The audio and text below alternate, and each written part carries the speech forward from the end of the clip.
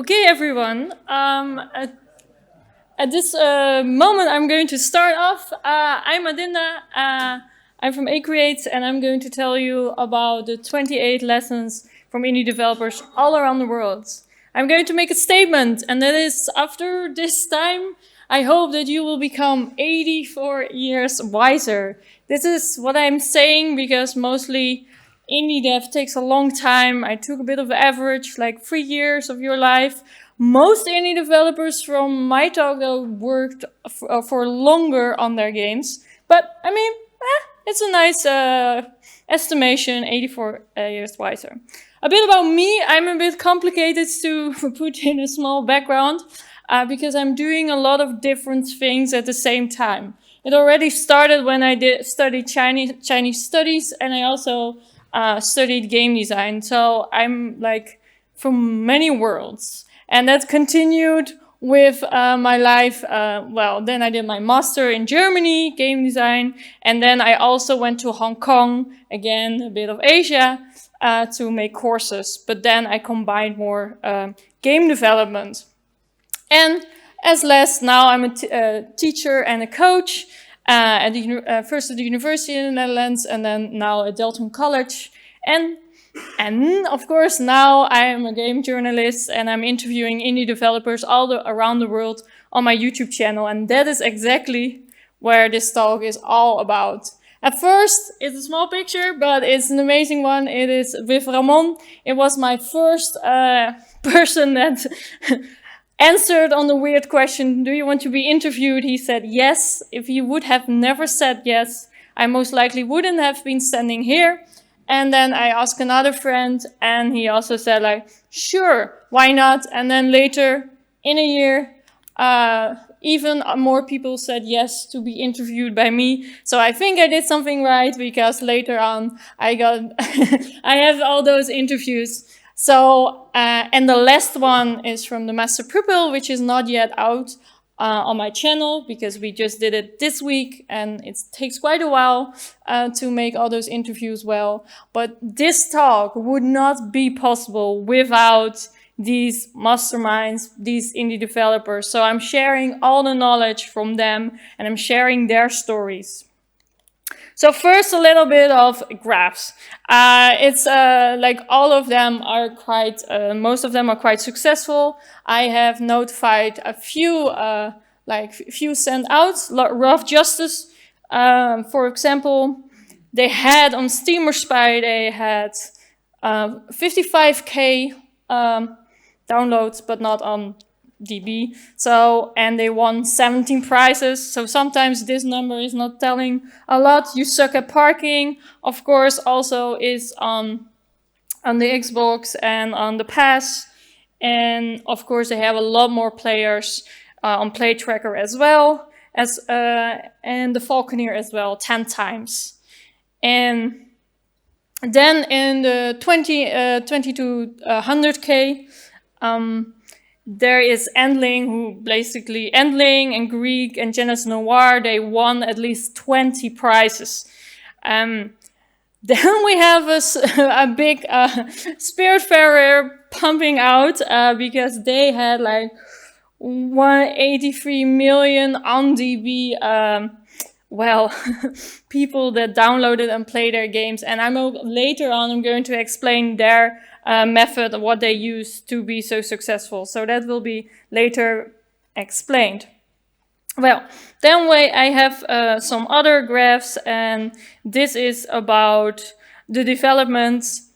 Of course, the solo Roofcat started when I interviewed him at Warp True as a solo developer. Now he's working in the team, so he's kind of slipping to the group one. And also Pat Noam, who I just interviewed this week, he later also going to a group. Most people mention that, later on they want to work in a group, but because they're very passionate, they first start as an indie developer. And then I have the publishers. Publishing is always a thing. So Pleach Touch, the artwork said he self-published, but he doesn't want to do self-publishing on the Switch. So if you want to know, yeah, that's very not advised by Thomas Waterzooi. And also the awards. The awards is also like, is it really important to have awards with your game? Some people don't really say. Jeremiah Costello from Rough Justice said it doesn't really matter. Well, it's always nice to win prizes. Pat Noam just won a few days ago at the HDAS, a new art award, so it's ongoing, right? So, but most of the people that I interviewed received awards, so at least I share some knowledge of the people with the people that really, well, try to know what they're doing. So the most common saying, and that is most likely, I am also a teacher and we often just need to say it, you need to understand your target audience, and we even focus to make them games that they don't like to make. So that's also bad advice, of course. You should always make something that you love. And Acreates is a student game. They were like, oh yes, we want to be inspired by The Long Dark. So we are going to first find their audience on Discord. Almost all indie developers nowadays have a Discord group. If you want to start out, just have a Discord group. But then they connected with the Long Dark, fans, and they just asked like, hey, what if we do this in a desert? Would you still like it? And they were like really excited. So they already could get and grasp like the audience from other people. Do it in, of course, a gentle way. Don't like force people, but it's really a nice way to connect with others. Then another, well, it was said by TrueDevs, but I thought it was very interesting to say, and that is that they use Kickstarter as a tool to, well, free tool to check, do you have an audience? Well, Factorium found out he had an audience, then he started the beta, and basically he's never really rolled out of his beta, but he had already his audience, right? And it's really important to also stay connected, because that was with Plunder, and he didn't succeed with his, sadly with his Kickstarter, but later he contacted the people that were on his Kickstarter, like supporting him. He said like, oh, I'm going to make a character for you because you were supporting me. And that really helped him to also stay connected with his audience. So I think it's still really a cool way. And I was also surprised that Kickstarter is a good way to just check out. Don't use it to sell your game, but more to check if your game has some people that want to play it.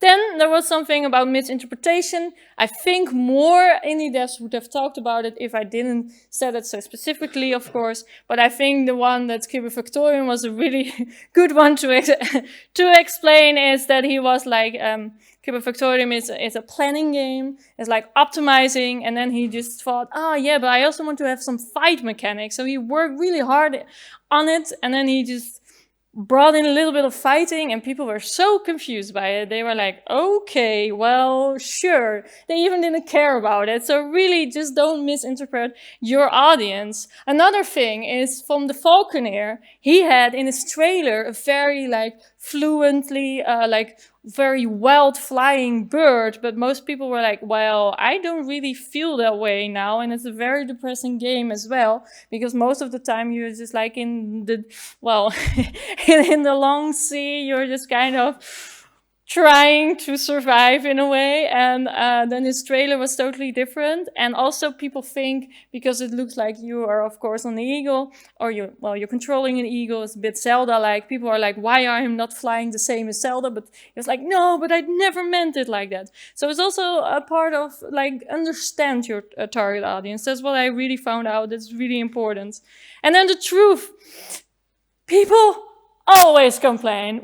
For anything that you make, if you have 100% like of your game, there's something wrong. You didn't ask enough people. Because really, people are always complaining. There's a nice quote from Yusuke Park from You don't, he say that, oh, and players always know what is wrong, but they don't understand that if they change this, then the whole system change. So they always understand what's wrong. You need to listen, but also understand your game still. And another one that I thought is also really a good one from Dan. Haters are your biggest asset, because they are just sometimes so invested in your game. There was one person, he just wrote like a whole essay what was wrong with his game, and he was like, yes, I'm going to read this and enjoy this and see how I can improve my game. So sometimes the haters are really your friend because they are invested. If they are not invested, it doesn't matter. They go on with their life. But if they're invested and you listen to them, they start to also love your game. So I think that's really a cool thing. And yeah, well, people always complain. So yeah, 100% like rate is impossible. I also asked them like, okay, why do you start making this game? And they, well, so 14 of them say, I want to make this game. And then I had, which was, I thought was a lovely example. Every one of my 28 developers say there's passion in it.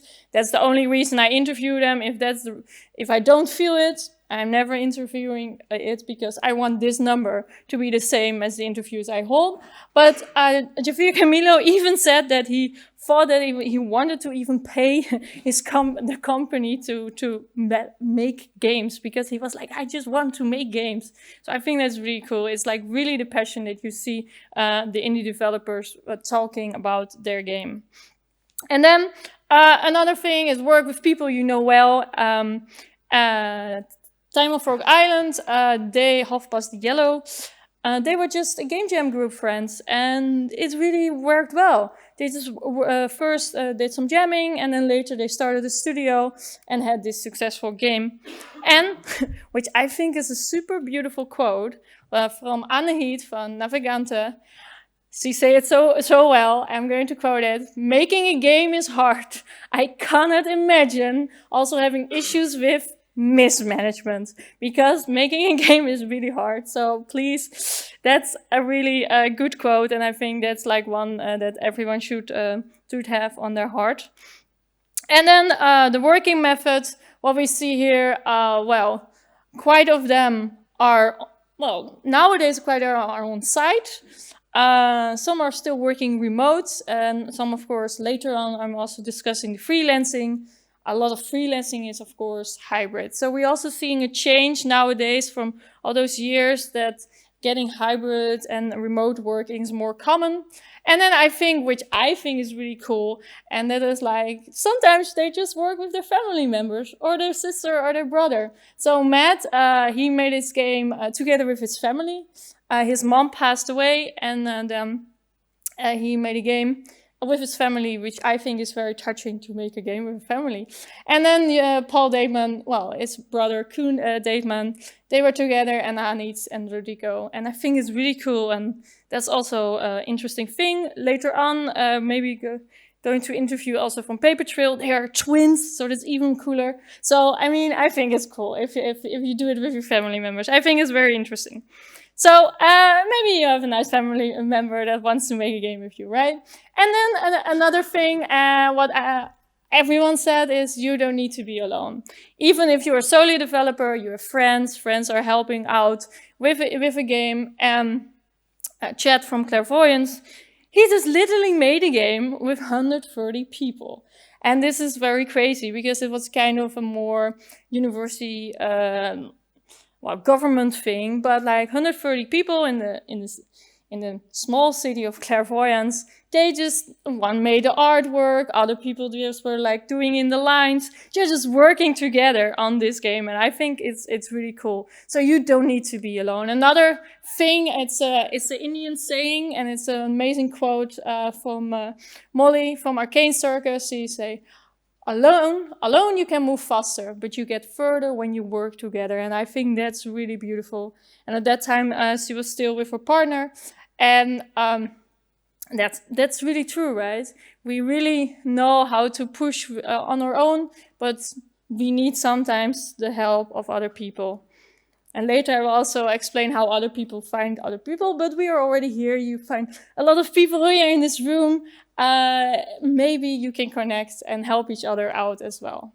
So another thing that's said by quite a lot of indie developers is that, well, it's better to complete a small, rounded game experience than starting a never-ending project, because it's hard to make games. And even though I interviewed quite a lot of indie developers that really focus their whole life on working in 7 years on their game, there are still people that say this is a very worst idea to do, because making games is hard. And if you invest like 7 years of your life on a thing, you need to be really, really, really sure that it's really good, or you need to be really, really passionate to be able to.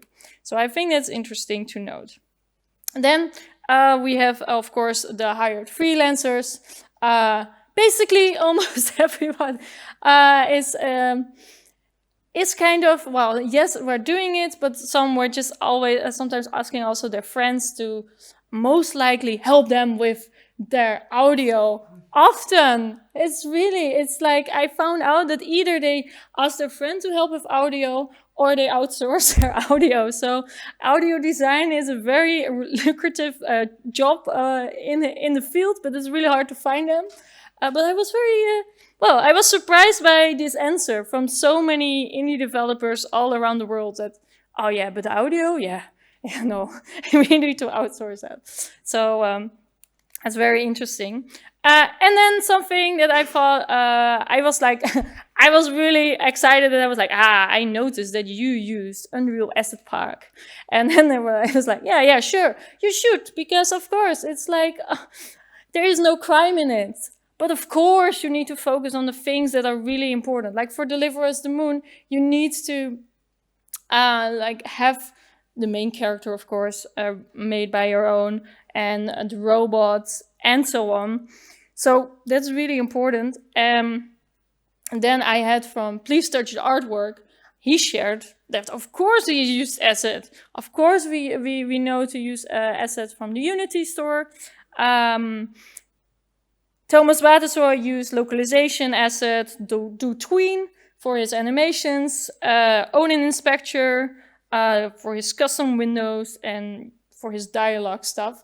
So yeah, it's really saving time. It's really no crime in that, and it's good because it's why would you reinvent the wheel? It's not going to bring you further sometimes. Of course, it's like a thing with money, time. It's a time thing often as well. And then the engine, Rogue State Revolution is the only game that I interviewed on the Godot engine. Maybe in the future there will become more. But they also worked with what you know as another example, because first they worked, the Advanced Game Studio.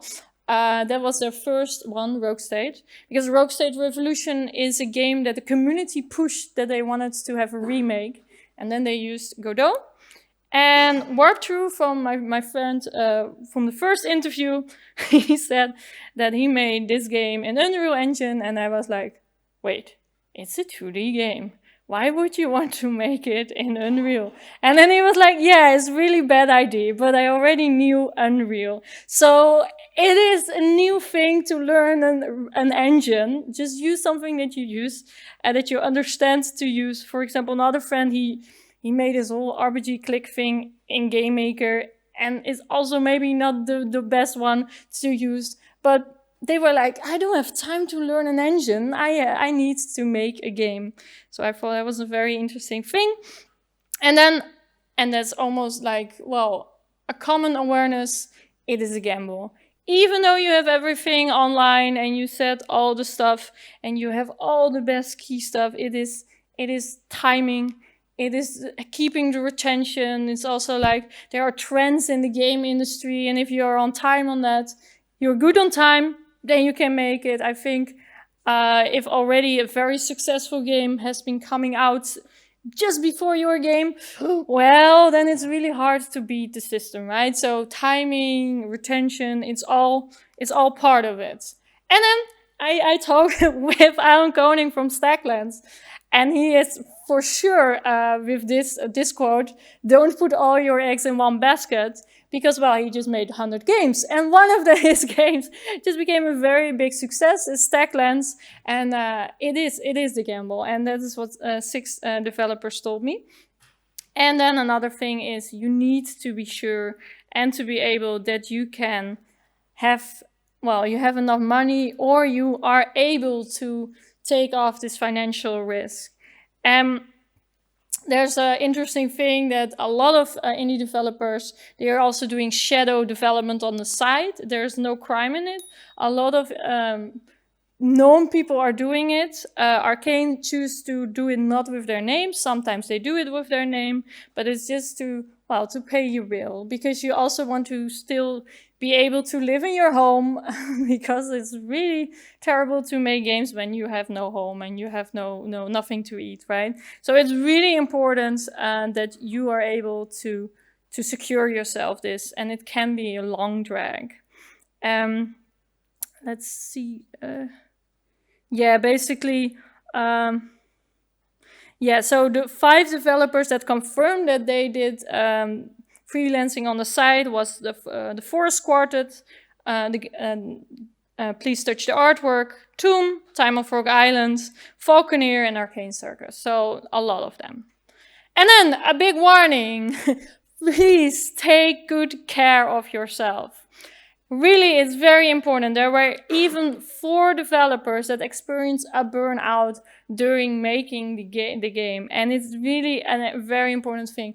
Indigo Brown from Plunder, he had this other job on the side, and then he was like arriving at, well, he was working midnight. He was working from 2:30 to 7:30 on his game. And well, that's kind of like killing him. And also his relationship, his girlfriend, was like, they're still together, but it was like really tension. So there's really something very important here, and that's that you need to plan your free time. As an indie developer, you're never done, you're never finished, the game is never finished. You're also your social things. You need to plan your holidays. You need to say, at this time of the year, I also need my holiday, because otherwise there's always something to do. No one is going to say stop or not when you are your own boss. So that's really important.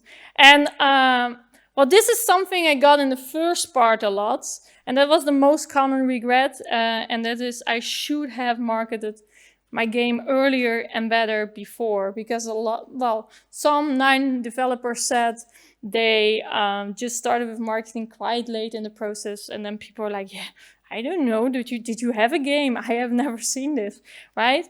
So as long as some people said not, but for example, Eric Kampen from Kayenga Seeds of Civilization, he got a publisher just by posting GIFs on Twitter. And that's his tactic. 7 years of work on a game, and suddenly a publisher even reached to him. He didn't even know what all was going on and what was doing. So it really works out. And 6 developers mentioned at this time that Twitter was a real huge thing for their career as indie developer. And Sockpop even is kind of like, he even want to keep stuck on it, but he's saying like Twitter is kind of that. We kind of feel it a bit like it's a hard platform, but use all different platforms all around the way. Like Pat Noam from the Master Pupil, he used TikTok, Instagram, Twitter, all those things, and he was like, well, it just worked on Twitter, but it didn't work on Instagram, but I reused it, and then suddenly got viral. It's really like pushing all those buttons and see where it goes viral, because it's really hard, right? It's the same with if you have in the music industry, you only have all those views on the one song that someone made, but not on all the other songs. Most likely you have never heard about the singer, but then suddenly it becomes viral and a hit. And that's exactly the same with indie developer as well. And then a very good advice from Pat Noam is keep a database, because the old artwork is really cool. It's really cool to see what have been made before, and people are like, oh, that's improvement. Especially nowadays, it's super important, because AI is like just pressing a button. I just typing some words and some random stuff appear on the screen, but people like to see that there has been like investment in it, progress. So use that, and that you can share on the internet, on your social platform, and that keeps people engaged in all you are doing. And then Spiritfarer, of course, the biggest one on the chart before. Well, they're so big because they started with marketing at the right time, immediately at the start of making their game. And they say it's never too early to start marketing. They send it out emails. And I don't know if you know Spiritfarer, but it is a game about saying goodbye to your family members or your friends or whatsoever, but first having a connection with them. And they send emails around, like asking which kind of characters resonate with their audience.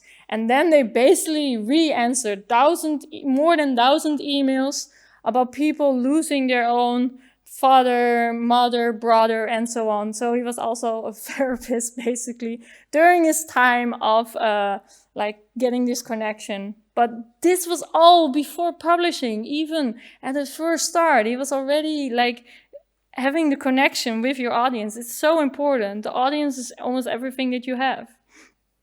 So, and then we have 7 developers who saying, again, the audience is really good to be reached by streamers. How important this is. Like, Deliver Us the Moon would have never been so famous if Gronk, a very famous streamer from Germany, wouldn't have played it, because then suddenly it boomed, right? And Jeremiah said, like, one streamer played my game even for 6 hours. How?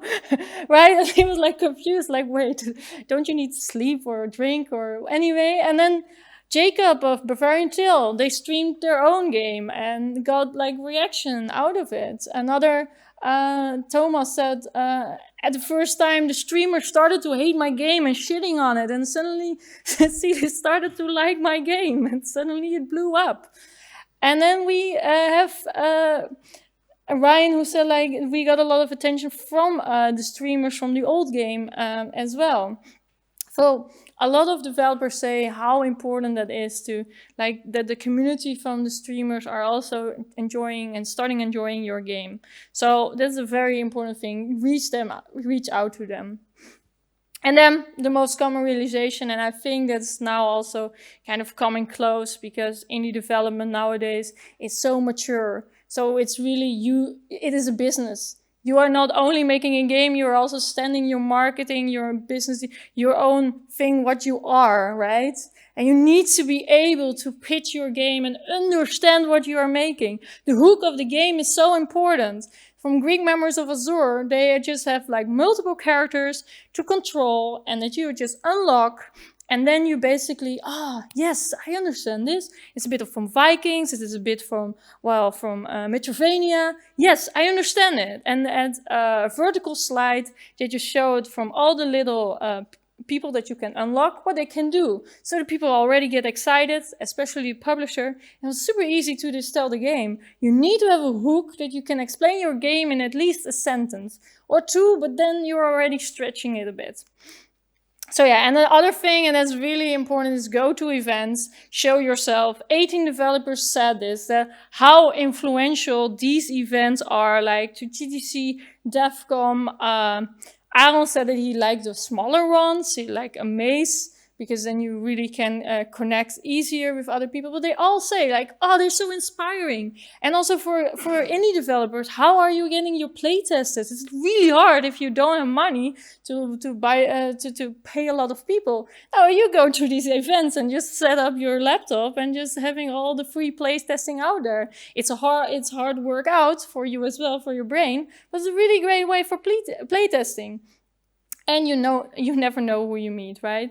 It is like maybe next to you is someone sitting that you have never thought that you would ever meet that person, because it's like a place that a lot of people with the same interests come together. And then it's a way of branding. And I think this story, I thought it was really cool. And that's why I'm adding it here. The branding from Deliver Us the Moon is amazing. They just first wanted to, because Deliver Us the Moon is of course about like going to the moon, and they wanted astronaut suits from NASA, but NASA was like, nah, we're not going to give out your suit, right? That's super silly. So they were like, oh, well, the farmer suits in the Netherlands, they look kind of alike. So they just like tapped a little thing on it and then just walked around at GDC, and well, everyone knew them because it worked out. It was the thing, right? It's like when you also have your game, also the whole experience is it.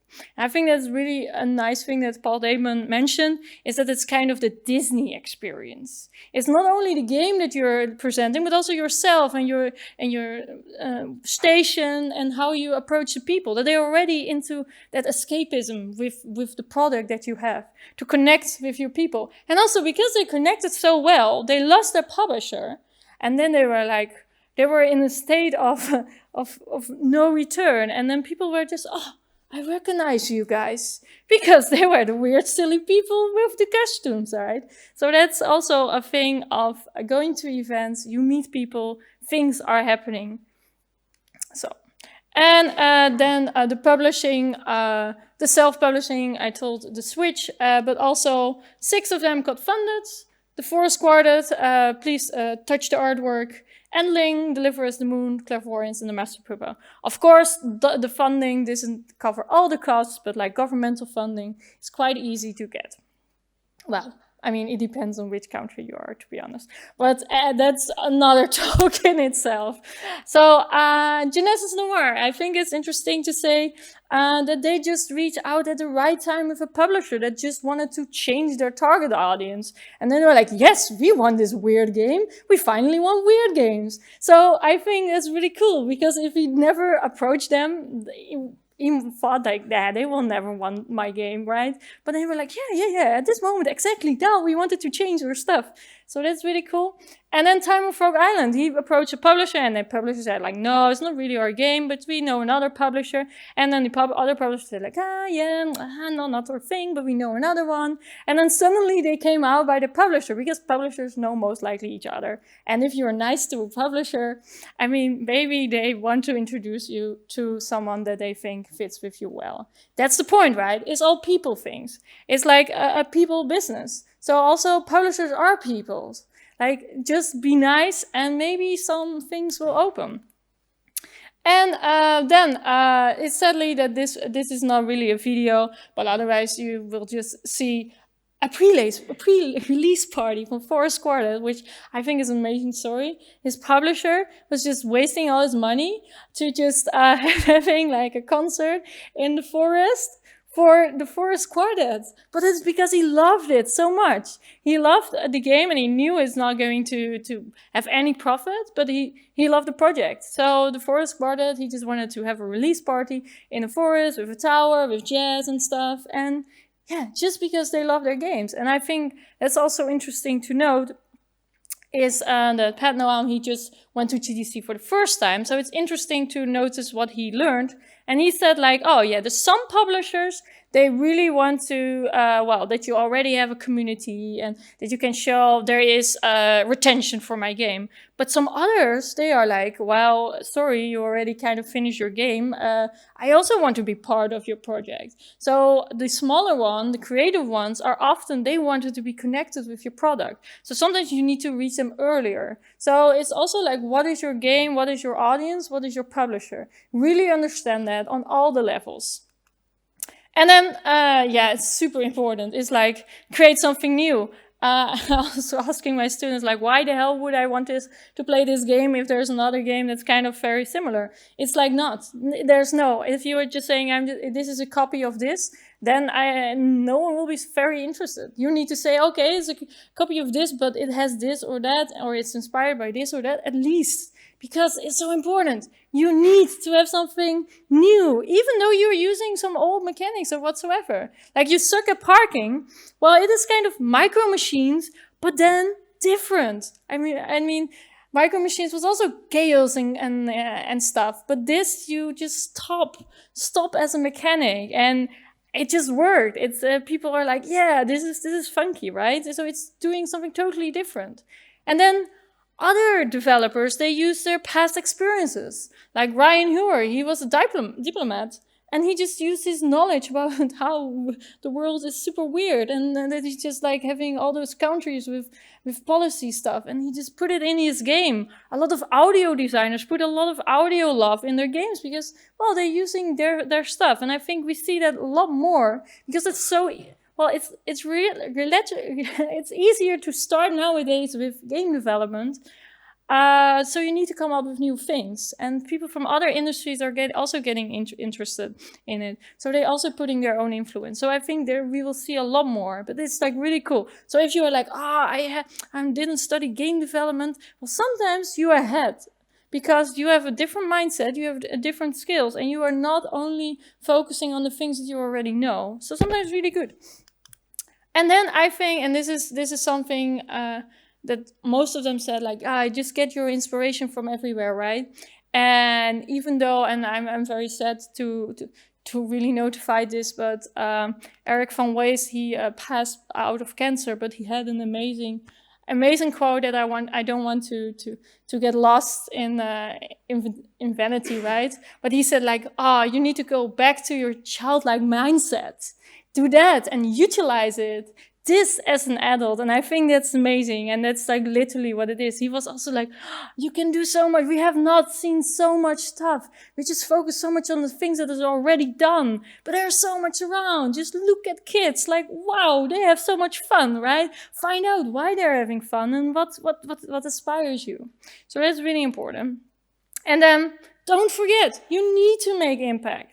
You need to do something. It's like a social thing. It's especially for governmental funding, you need to make impact because otherwise they don't want it, right? The community needs something that gives us food for thought.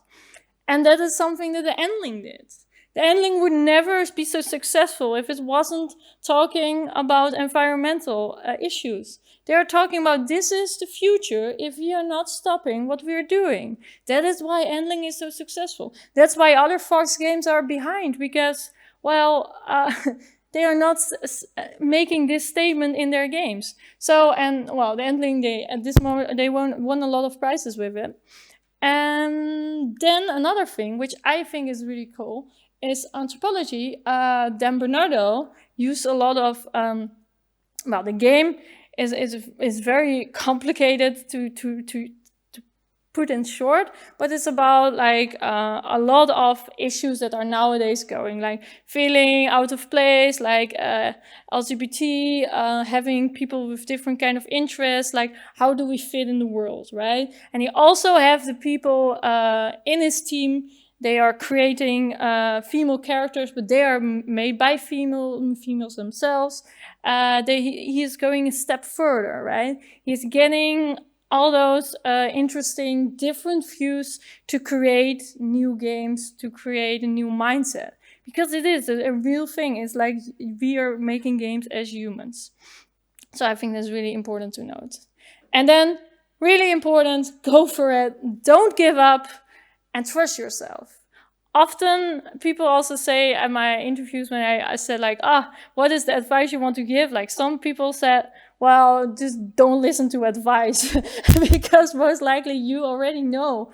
You already know why your game is good, why you should keep going, right? But go for it. Don't give up. This is really important.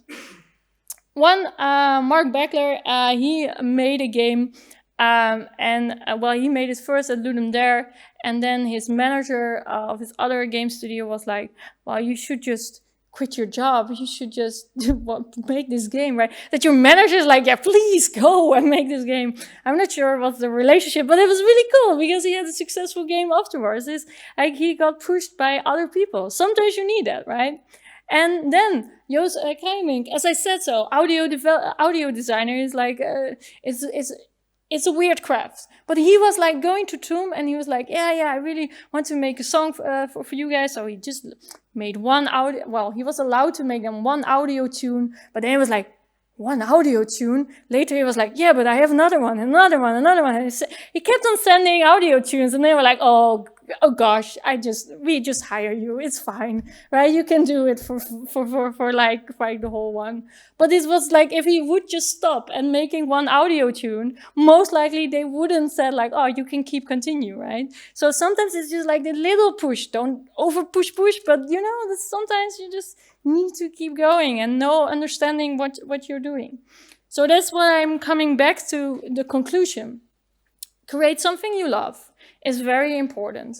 It's like a real thing, because you're most likely, like some games here I'm talking about, there is like worked on 7 years. Like, it's really hard if you work 7 years on something you don't love. It's impossible. You can't. Use your strengths, right? You're good in this element of game development. Please use that.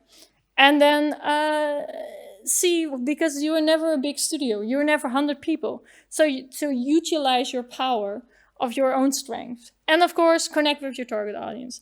Without a target audience, you have no game to sell. Because making a game for yourself is wonderful, but if no one is playing it, well, it will never be on the market. And then marketing your game, and as soon as possible. There are many ways to market your games. And then, of course, make an impact. Do something new. Bring something new to the world. Give us food for thought. So that's really important. So please don't forget, no indie developer's journey is the same. I have interviewed a lot of indie devs, and they all have different advices from some points. But this is really a thing. Like 28 different experiences. But this, I hope that this doesn't let you down to also just go. Because passion is the only right fuel. It really is. Create something you love. Find out why other people love it and create it. And push it. And push it, and don't give up. I'm just inviting you all to dive into this indie dev journey. And I hope you all will produce amazing games that we are going to feel that they can impact our lives. So this was basically the end of everything. I want to thank you everyone for listening. This is of yours to my YouTube channel. That's that's all around as well. And yeah, any questions?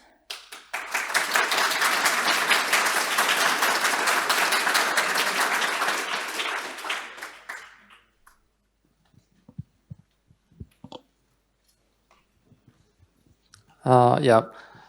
So those examples were based on multiple games, like multiple game examples, but most of them, if not any of them, were pretty successful, as far as I remember. Mm-hmm. So how do we know it's not the survivor bias, all of these things? Well, that's because I'm interviewing people that have been successful, right? You can learn from people, from their paths, and in some of their knowledge and their way of doing their path, you can also get your own knowledge, right? And that's why I presented of explaining it. 28 said this, 14 said this, and whatsoever. I'm bundling it all together. And every time when I interview, I'm keep asking further when I think, oh, this is interesting. Why do you have this as well? So I don't think this is a survivor bias, but I mean, yeah, you always ask like the winners, right? Why did you win, right? But they are doing it, and they are keep going on it. Like all the developers that I interview, they're still developing. They even stopped doing it solo. They're going to a group, but all of them are going to continue. Even a person that I interviewed that was like, I don't want to do it for full because I'm afraid that it's not fun anymore. But everyone on this slide, they're continuing working on games.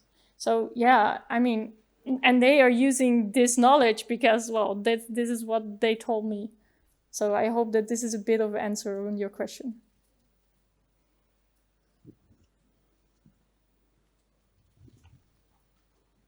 Hi, thanks for the great talk.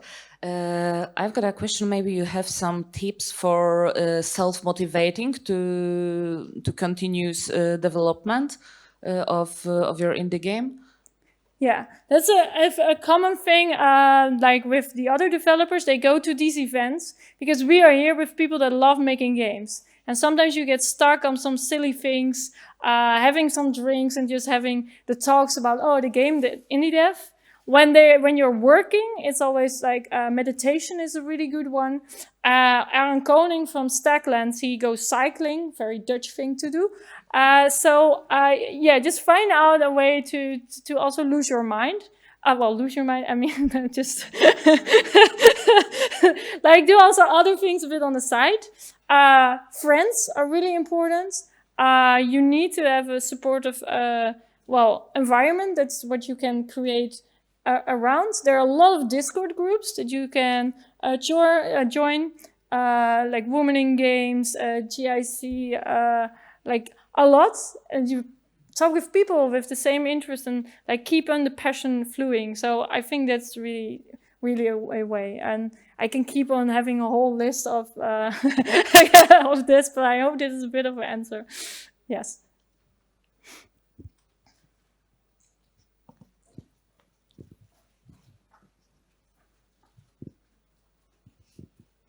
Hi. No. It was a great talk. Sometimes you think you know all those things you said, and then someone like you remind us, and then our kind of passion is burning again. That was for me. But I have a question about you mentioned briefly that people work sometimes did freelance work to kind of fund their kind of living. Did any of those devs mention that they, for example, work full time and then develop kind of after hours? And how did they kind of keep on living with, for example, working like 12 hours a day or something like this, or whether they switched after some time? Yeah, a lot. Yes, exactly. Quite a lot of indie devs are doing that. They started first with full-time job and do it on a side hustle, and then they find out that it's going to be able to work, and then they starting to maybe quit their job. So it's more like the stability, like managing their own risk in that way. But like for example, Pat Noam did that. So like 7 years you work on the game, but of course first he had a job, and then later at 3 years. Real indie dev he did in 3 years. So until they kind of are sure that they want to kind of focus on it entirely, they sometimes keep their jobs full time at other companies. Yeah, most of them did, or doing freelance, so having a little bit of money, because it's like, you don't have at the beginning, you don't have money. I mean, from Chad, for example, he immediately had money, but that's when you get funded, right? That's the other path. You can either get the path of like getting your government to give you money, or just to generate a bit of money and then feel, okay, now I'm ready to go for it. Thank you. You're welcome.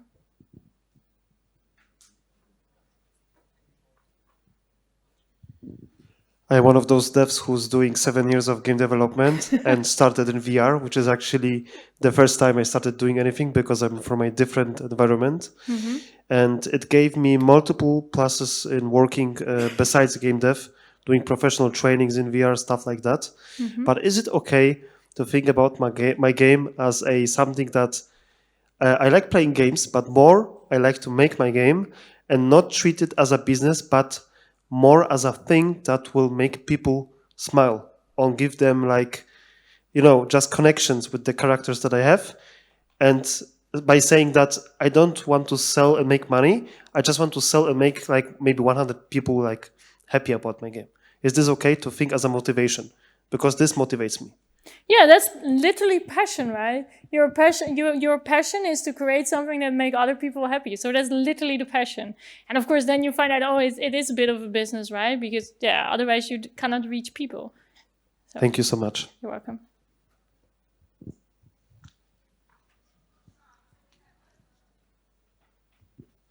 Thank you for your great talk.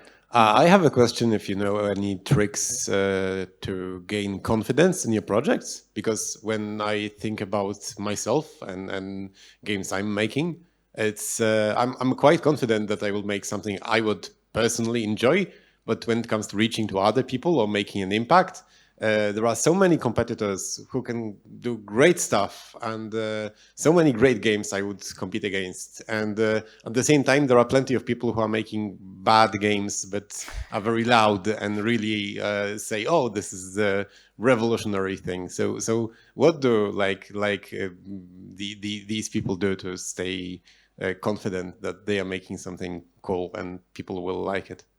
Well, that's literally, they start working out loud, right? Working out loud means that you immediately post, oh, whew, this was like 7 hours of my life. I think I made a character, right? And then people are like, oh yes, I feel the same, man. Yeah. And then you maybe get already 1 like and you're like, oh, whoa, I got a like, right? So it's kind of like sharing the struggles sometimes connects with the other people that also feeling sometimes the struggles.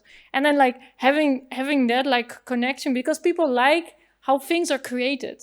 Like sometimes we are like those things that working the best are those like just creation movies. Like it's just 4 or 5 second people just like painting something and you're like, oh, wait, did I watch this? Right? It's like you're like confused that you're watching it. But we like that as people, because a blank paper, I think we are scared of it. So when someone else is filling it for us, we get happy. So I think if you notice, and then when you're like, oh, when you post it on different platforms, then you notice, oh, people really like it to just, well, you're sharing your stuff and you are giving your inspiration. So I hope that is a bit of an answer. That's cool, thank you. Okay, you're welcome.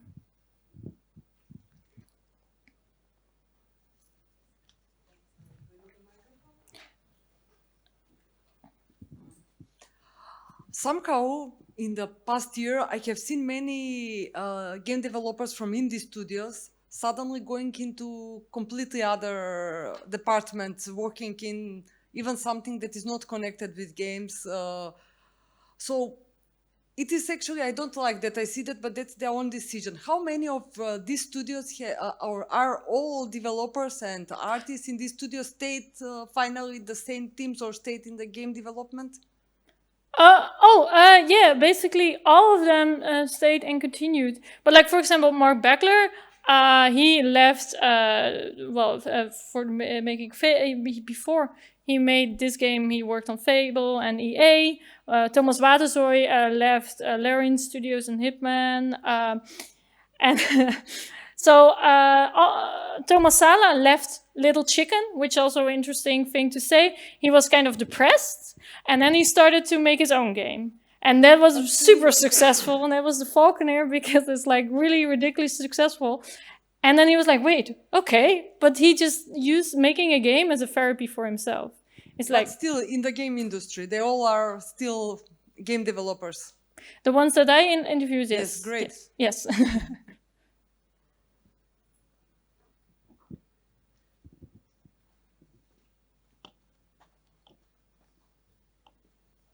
Any other questions? Actually, I might take another one. Oh, sure. You're a journalist, right? Yeah, I mean, yeah, I interview 28 indie developers, so I think I'm a game journalist, right? Yes, maybe you can tell us more about, beside this work, about your work as a journalist, as a game journalist. Oh, about me. Okay, yes. Well, I'm a teacher, and on the side, I'm still doing the things is interviewing indie developers. In the beginning, it was really hard, because then I just searching online and see, okay, do I feel connection with it? But nowadays, I just go to these events if I feel it. I needed to feel the passion, and I'm like, oh yeah, let's do the interview. Then I just email them and say one of the months, and then I just play their game as a let's play first. I always do it very authentic. I think I'm one of the worst let's players because I never touched their game before. So, but I just really want to have the first impression of their game, because that gives me fuel to have good questions. And then I just have the interview with them, and then they just have questions. And then later the editing process goes, because they're often 1.5 hours to 1 hour, and people really don't want to watch a lot of so I'm just taking that out. But yeah, that's then I upload it on my YouTube channel, and then yeah, I just that's what I do. If that gives a bit of an answer. Yes, thank you. You're welcome. Any other question? Then I think I'm closing up. Thank you very much for for listening.